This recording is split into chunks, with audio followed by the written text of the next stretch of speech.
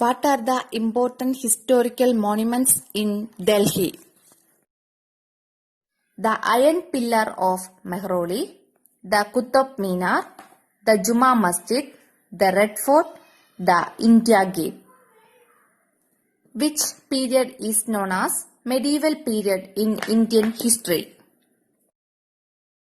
CE അല്ലെങ്കിൽ Common Era, 8th to 18th century is known as medieval period in Indian history.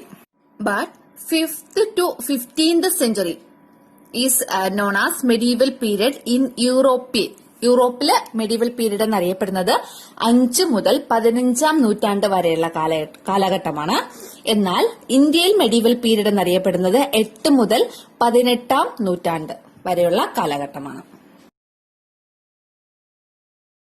Which is the longest river in India? ഇന്ത്യയിലെ ഏറ്റവും നീളം കൂടിയ നദി ഏതാണ്? Answer Ganga.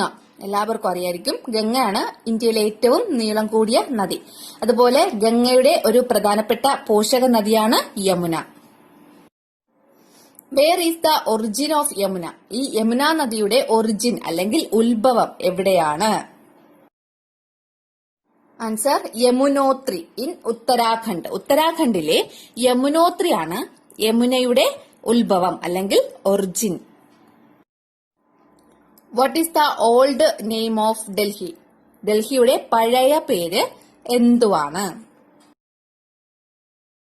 Answer Dhillika. Old name of Delhi ഈ ടെസ്റ്റിൽ പറഞ്ഞിട്ടുണ്ട്. ഓൾഡ് നെയിം ഓഫ് ഡൽഹി, ഡൽഹിയുടെ പഴയ പേര് എന്താണ്? ദില്ലിക.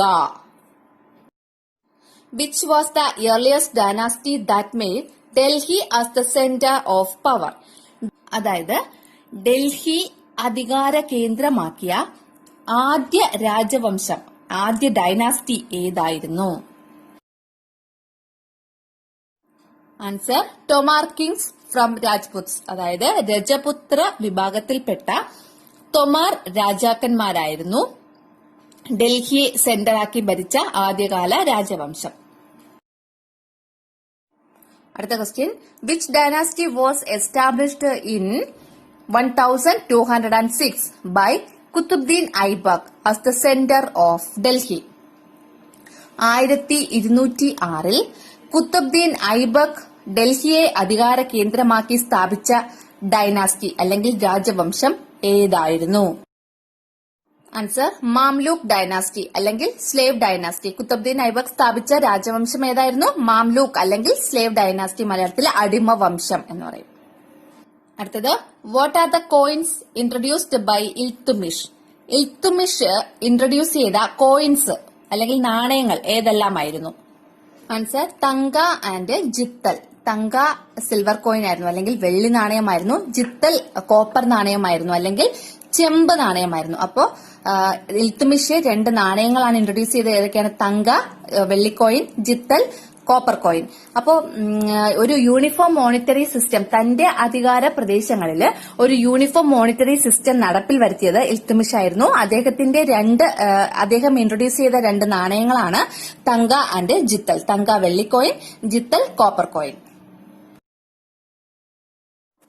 അടുത്ത question, what were the geographical features that motivated the rulers to opt Delhi as the center of their power?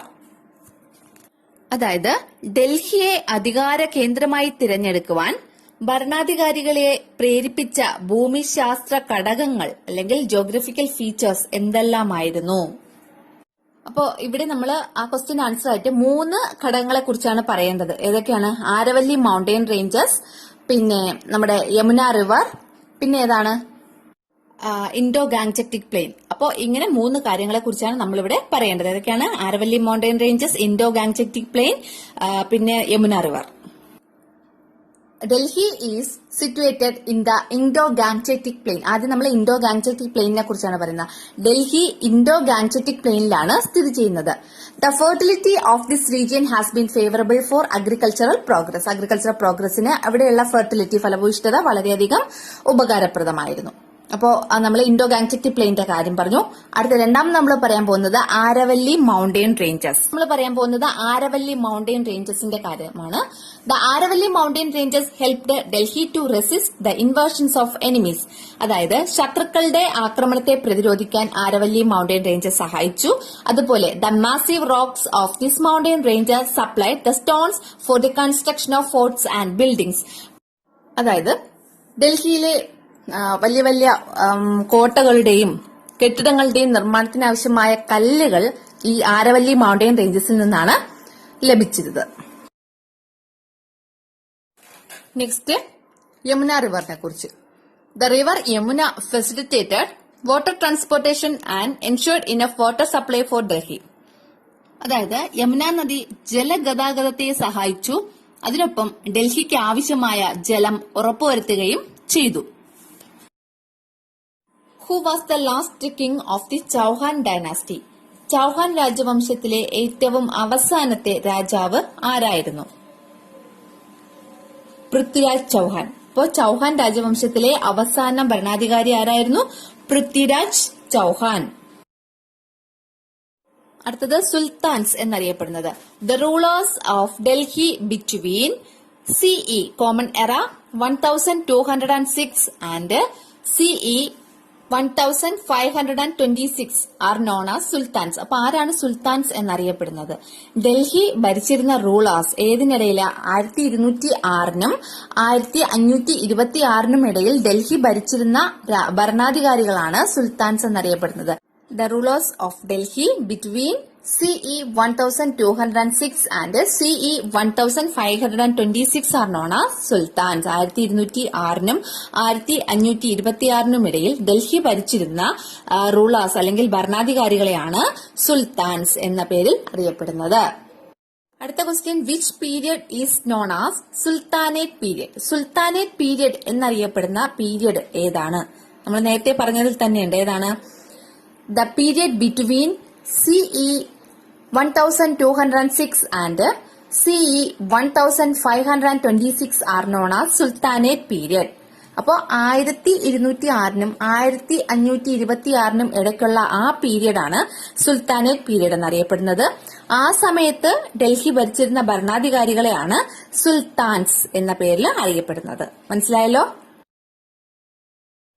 അടുത്തത് major rulers during sultanate period. അതായത് 1206നും 1526നും ഇടയ്ക്കുള്ള റൂളേഴ്സ്, മേജർ റൂളേഴ്സ്, സുൽത്താനേറ്റ് പീരിയഡിൽ ഉണ്ടായിരുന്ന major rulers ആരൊക്കെയാണ് എന്നുള്ളതാണ് നമ്മൾ ഇനി പറയാൻ പോകുന്നത്. ആരൊക്കെയാണെന്ന് നമുക്ക് നോക്കാം. ഫസ്റ്റ് മംലൂക്ക് ഡൈനാസ്റ്റി അല്ലെങ്കിൽ സ്ലേവ് ഡൈനാസ്റ്റി. അപ്പോൾ സുൽത്താനേറ്റ് പീരീഡിലെ ഏറ്റവും ആദ്യത്തെ രാജവംശമായിരുന്നു മംലൂക്ക് ഡൈനാസ്റ്റി അല്ലെങ്കിൽ സ്ലേവ് ഡൈനാസ്റ്റി. അത് സ്ഥാപിച്ചത് ആരാണ്? കുത്തുബ്ദീൻ ഐബക്. പിന്നെ ഈ മംലൂക്ക് ഡൈനാസ്റ്റിയിലെ അല്ലെങ്കിൽ സ്ലേവ് ഡൈനാസ്റ്റിയിലെ പ്രഗത്ഭന്മാർ ആരൊക്കെയായിരുന്നു? ഇൽത്തുമിഷും ബാൽബനും. അത് കഴിഞ്ഞിട്ട് വന്നത് കിൽജി ഡൈനാസ്റ്റി. കിൽജി ഡൈനാസ്റ്റി സ്ഥാപിച്ചത് അലാവുദ്ദീൻ കിൽജി. അത് കഴിഞ്ഞിട്ട് അടുത്തത് വന്നത് തുഗ്ലക് ഡൈനാസ്റ്റി. തുഗ്ലക് ഡൈനാസ്റ്റിയിലെ പ്രഗത്ഭന്മാർ മുഹമ്മദ് ബിൻ തുഗ്ലക്കും ഫിറോസ് ഷാ തുഗ്ലക്കുമായിരുന്നു. അടുത്തത് സയ്യിദ് ഡൈനാസ്റ്റി. സയ്യിദ് ഡൈനാസ്റ്റിയിലെ പ്രധാനപ്പെട്ട ആള് കിസർ ഖാൻ. അത് കഴിഞ്ഞിട്ട് വന്ന ഡൈനാസ്റ്റി ലോധി ഡൈനാസ്റ്റി. ലോധി ഡൈനാസ്റ്റിയിലെ ഏറ്റവും പ്രഗത്ഭൻ ആരായിരുന്നു? ഇബ്രാഹിം ലോധി. അപ്പോ ഇതാണ് സുൽത്താനേറ്റ് പീരീഡിലെ രാജവംശങ്ങൾ. ആരൊക്കെയാണ്? മംലൂക്ക്, ഖിൽജി, തുഗ്ലക്, സയ്യിദ്, ലോധി. അടുത്ത question, who was the only woman ruler of the Delhi sultanate? Delhi സുൽത്താനേറ്റിലെ ഏക വനിതാ ഭരണാധികാരി ആരായിരുന്നു? ആൻസർ സുൽത്താന റസിയ. ആരായിരുന്നു? സുൽത്താന റസിയ. ആരായിരുന്നു അവർ? Daughter of Iltutmish. ഇൽത്തുമിഷിന്റെ മകളായിരുന്നു സുൽത്താന റസിയ. അടുത്ത question, how did the domination over Gujarat strengthen the military of Alauddin Khilji? അതായത് ഗുജറാത്തിന്മേലുള്ള ആധിപത്യം അലാവുദ്ദീൻ ഖിൽജിയുടെ സൈന്യത്തെ എങ്ങനെയാണ് ശക്തിപ്പെടുത്തിയത്? അപ്പോൾ അതിന്റെ answer, with the conquest of Gujarat the seaports in Gujarat came under the control of Alauddin Khilji. അതായത് ഗുജറാത്തിനെ കീഴടക്കിയതോടുകൂടി ഈ ഗുജറാത്തിലുള്ള സീപോർട്സ്, തുറമുഖങ്ങളെല്ലാം തന്നെ അലാവുദ്ദീൻ ഖിൽജിയുടെ അധീനതയിലായി. So he could import fine horses from Iraq through these ports.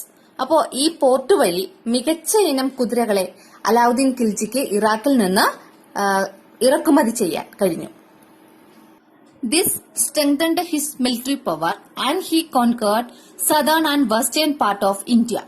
ഇത് അദ്ദേഹത്തിന്റെ മിലിറ്ററി പവറിനെ ശക്തിപ്പെടുത്തി അദ്ദേഹത്തിന് തെക്കേ ഇന്ത്യയിലും പടിഞ്ഞാറേ ഇന്ത്യയിലുമുള്ള പ്രദേശങ്ങൾ തന്റെ നിയന്ത്രണത്തിൽ കൊണ്ടുവരുവാൻ ഇത് സഹായിച്ചു. ഇതെന്ന് പറയുമ്പോൾ ഏതാണ്? ഇറാഖിൽ നിന്നും നല്ല മികച്ച ഇനം കുതിരകളെ ഇറക്കുമതി ചെയ്തത്. അപ്പോ with the conquest of Gujarat, the seaports in Gujarat came under the control of Alauddin Khilji. ഗുജറാത്തിനെ നിയന്ത്രണത്തിലാക്കിയതോടുകൂടി ഗുജറാത്തിലുള്ള എല്ലാ തുറമുഖങ്ങളും അലാവുദ്ദീൻ ഖിൽജിയുടെ നിയന്ത്രണത്തിലായി. So he could import fine horses from Iraq through these ports. അതുകൊണ്ട് ഈ പോർട്ട് വഴി, ഈ തുറമുഖങ്ങൾ വഴി അദ്ദേഹത്തിന് നല്ല മികച്ച ഇനം കുതിരകളെ ഇറാഖിൽ നിന്നും ഇറക്കുമതി ചെയ്യാൻ കഴിഞ്ഞു. This strengthened his military power and he conquered southern and western part of India. ഇത് അദ്ദേഹത്തിന്റെ മിലിറ്ററി പവറിനെ ശക്തിപ്പെടുത്തുകയും അദ്ദേഹത്തിന് ഇന്ത്യയുടെ സദേൺ പാർട്ടും വെസ്റ്റേൺ പാർട്ടും തന്റെ അധീനതയിലാകാൻ കഴിഞ്ഞു. Who was the ruler who shifted his capital from Delhi to Devagiri? ഡൽഹിയിൽ നിന്ന് ദേവഗിരിയിലോട്ട് തന്റെ തലസ്ഥാനം മാറ്റിയ ഭരണാധികാരി ആരാണ്? ആൻസർ മുഹമ്മദ് ബിൻ തുഗ്ലക്. മുഹമ്മദ് ബിൻ തുഗ്ലക് ആണ് ഭരണ സൗകര്യത്തിനായിട്ട് ഡൽഹിയിൽ നിന്നും ദേവഗിരിയിലോട്ട് തലസ്ഥാനം മാറ്റിയത്. ലേറ്റർ ദേവഗിരി റീനെയിംഡ് ആസ്, അതായത് പിന്നീട് ദേവഗിരിയുടെ പേര് എന്തായിട്ടാണ് മാറ്റിയത്? ദേവഗിരി എന്നുള്ള പേര് മാറ്റി വേറെ ഏത് പേരാണ് മുഹമ്മദ് ബിൻ തുഗ്ലക് കൊടുത്തത് ആ സ്ഥലത്തിന്? ആൻസർ ദൌലത്താബാദ്. ദേവഗിരി എന്ന പേര് മാറ്റിയിട്ട് ദൌലത്താബാദ് എന്ന പേരാണ് നൽകിയത്. Which dynasty established in Delhi following the rule of sultanate? Sultanate ഭരണത്തിന് ശേഷം ഏത് രാജവംശമാണ് ഡൽഹിയിൽ എസ്റ്റാബ്ലിഷ് ചെയ്തത് അല്ലെങ്കിൽ ഡൽഹിയിൽ നിലവിൽ വന്നത്? Answer Mughal dynasty. അപ്പോ മുഗൾ ഡൈനാസ്റ്റിയാണ് സുൽത്താനേറ്റ് ഭരണത്തിന് ശേഷം ഡൽഹിയിൽ നിലവിൽ വന്ന dynasty. Who was the founder of Mughal dynasty? Mughal dynasty സ്ഥാപിച്ചത് ആരാണ്? ആൻസർ ബാബർ. ബാബർ ആണ് മുഗൾ ഡൈനാസ്റ്റി സ്ഥാപിച്ചത്. 1526 പാനിപ്പത്ത് വാറിലാണ് ബാബർ മുഗൾ ഡൈനാസ്റ്റി എസ്റ്റാബ്ലിഷ് ചെയ്തത്. Babur established Mughal rule by defeating Ibrahim Lodi at the battle of Panipat in 1526 with the use of cannon and gun powder.